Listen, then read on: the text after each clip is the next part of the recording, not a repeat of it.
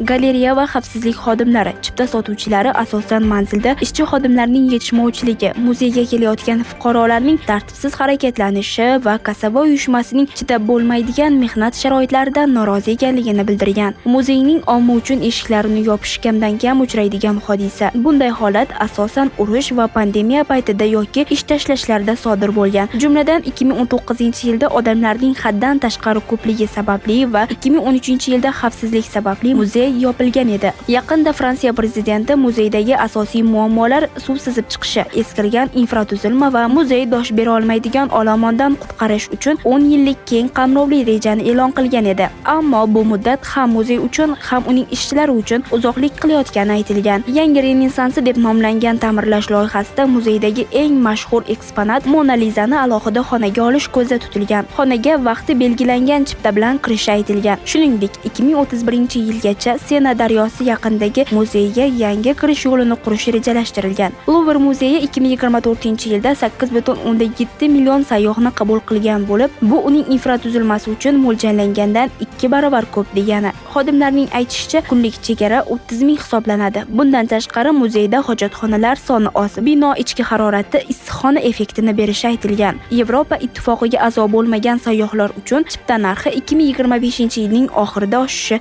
kutilmoqda.